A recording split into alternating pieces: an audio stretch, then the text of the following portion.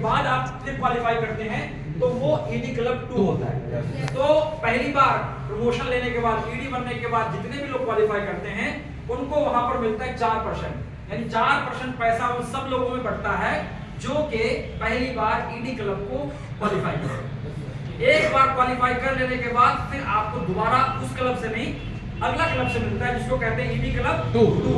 ED club 2 में क्या है कि अगर आप मान के चलो ईडी हो और आपके नीचे कोई ईडी नहीं है, तब तो आपको यहाँ पर वही 1800 पीवी और 60 पीवी खुद का करना होता है।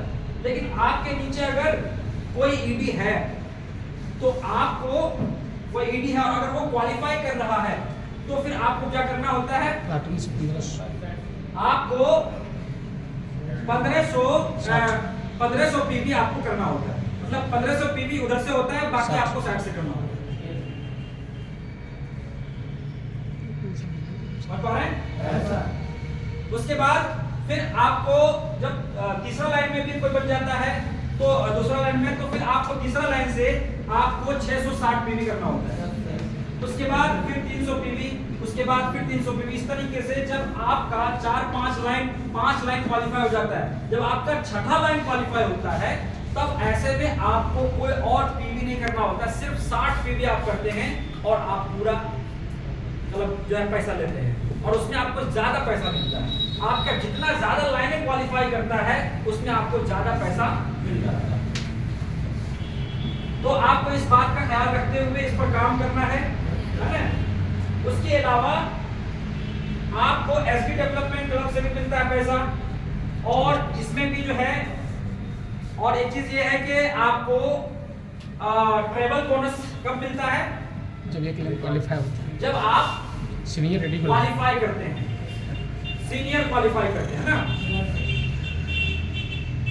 और यानी एक लाइन आपका जब क्वालिफाई हो जाता है तो सिर्फ एक लाइन क्वालिफाई करने पर आपको ट्रेवल फंड मिलता है। और उसके बाद अगर आपका 3 लाइन क्वालिफाई होता है तो कार बोनस, आपको कार बोनस। जब आपका 6 लाइन क्वालिफाई होने लगता है तो आपको हाउस फंड मिलता है। दोस्तों ये सारी चीजें हैं जो आप भली भांति जानते हैं। आप इन चीजों को बार बार देखा कीजिए, समझा कीजिए, इसको समझकर इसके मुताबिक आप काम कीजिए। यकीन मानिए आपके लाइफ में जो है ना बहुत बड़ा बदलाव आएगा, कुछ और नहीं, इसी काम को करके। तो आप इस काम में पूरा का पूरा ध्यान लगाइए, अपनी छोटी छोटी कमियों को दूर कीजिए, है ना, और अपने अपलाइन के साथ मिलकर काम कीजिए। अपने अंदर का जो भी ईगो है, घमंड है, अहंकार है, उसको दूर हटाइए। अपने अंदर का जो गुस्सा है उसको कंट्रोल कीजिए। ये गुस्सा भी एक बहुत बुरी चीज है। बहुत सारे लोगों की टीमें गुस्सा करने के कारण टूट जाती है। समझ पा रहे हैं? अभी मैं सीतापुर गया था, वहां पता चला कि दो लीडर थे, दोनों मतलब सगा भाई था।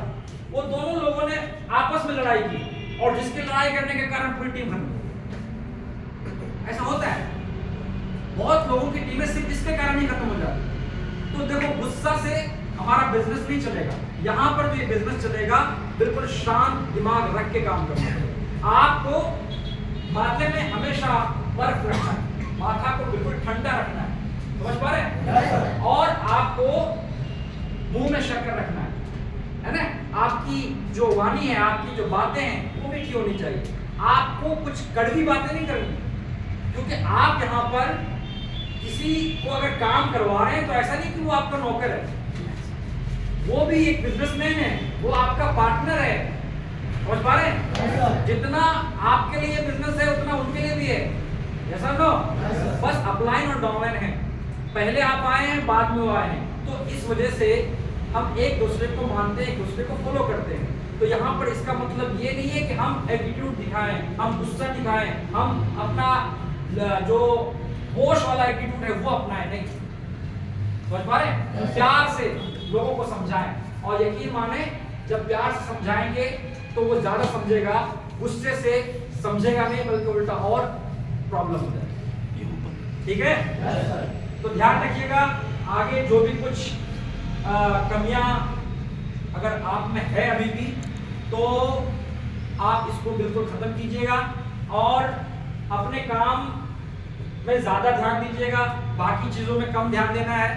समझ पा रहे हैं? आपको अपना ध्यान